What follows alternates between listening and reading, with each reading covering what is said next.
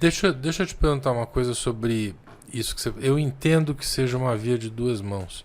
Uhum. Eu queria te perguntar duas coisas meio juntas, assim, e não especificamente pelo meu caso, mas porque eu acho que deve ter, né, pra ficar fazendo uma consulta minha aqui o tempo todo, não é exatamente a ideia.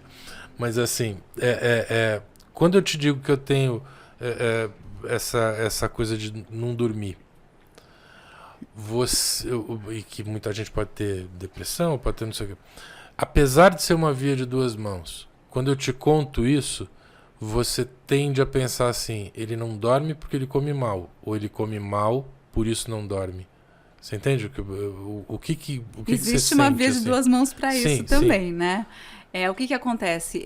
O sono interfere na alimentação e vice-versa também. Então, os estudos falam que a gente deveria dormir entre 7 a 9 horas por noite. Quando a gente dorme menos do que 7 ou mais do que 9, isso está relacionado com pior controle de peso, com metabolismo mais prejudicado, né? E com algumas doenças. Esse estudo foi feito antes da internet, né?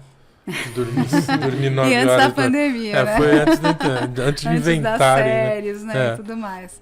Mas pior ainda, menos do que 5 horas por noite está relacionado com o aumento do cortisol, que é o hormônio do estresse, né?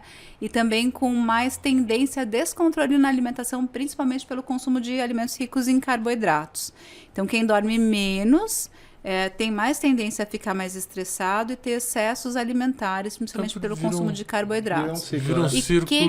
quem come vicioso. muito na hora de dormir ou perto da hora de dormir tem dificuldade com sono, principalmente por causa da digestão, né? Que é mais lenta, mais demorada e que pode interferir no sono também.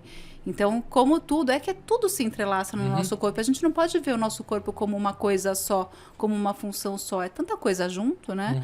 Então, a gente tem que considerar tudo. Mas é basicamente isso. Alimentação, exercício, gestão de estresse, sono, né? São fatores muito importantes aí para a gente poder ter um equilíbrio. Eu fiz Teve uma época que eu passei num nutrólogo, até para fazer eu tenho um metabolismo muito acelerado, assim, então eu não consegui engordar, porque eu sou muito ansioso, então eu acabei passando para fazer... Sério? Sério. Não, era muito pior, mas muito pior, muito. O Thiago é tão ansioso que assim, eu começo a editar o podcast, aí eu falo pra ele, tô começando a editar o podcast. 2 minutos depois ele fala assim, quanto tempo deu? E aí, acabou? Ficou legal? Mentira. Quanto tempo? Não, verdade. Mentira.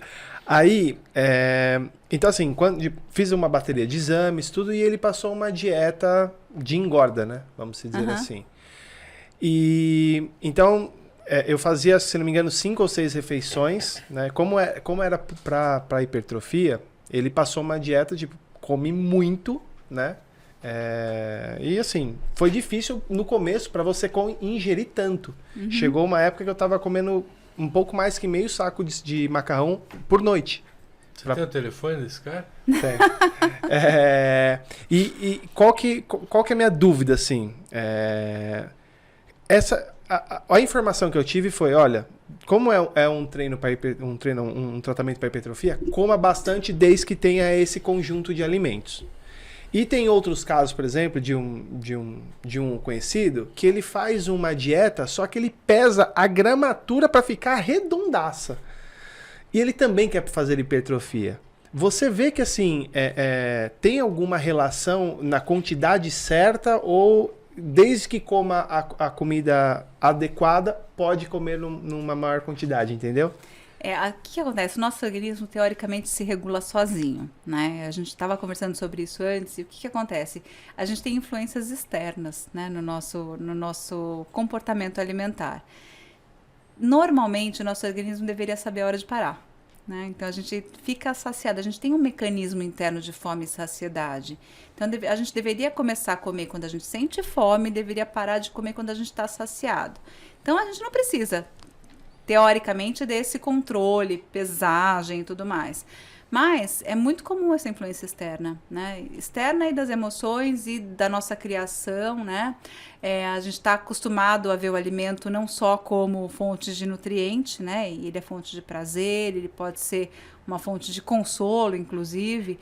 Então, aí a gente acaba ficando confuso e a gente não consegue interpretar direito os sinais que o nosso organismo dá pra gente, né? Então, quando deve parar de comer, quando não deve. Algumas pessoas são mais radicais e elas precisam desse controle maior, de pesar os alimentos e tudo mais.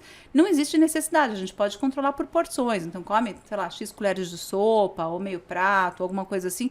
Fica mais fácil, medida caseira é mais fácil pra gente poder entender do que pesagem. Mas tem gente que prefere pesar e aí vai da pessoa, né? Se a pessoa quiser pesar, tiver uma balança em casa, a gente pode até calcular. Né? Mas não faz muita diferença porque a gente tem uma margenzinha de segurança, né?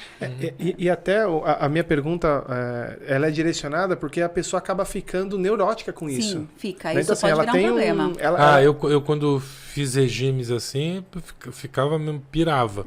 Assim, de quanto que eu podia comer, quanto que eu não sei o quê. Isso vira... Por isso que tem aplicativo, né? Que você fala comigo. Sim.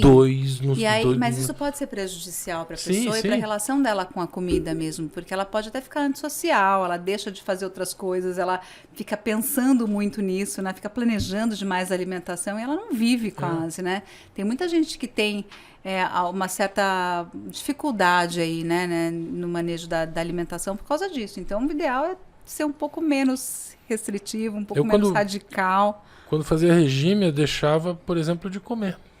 Nossa, que era uma coisa que ficava muito... Que me fazia muito mal. Na amizade que eu tenho com a comida.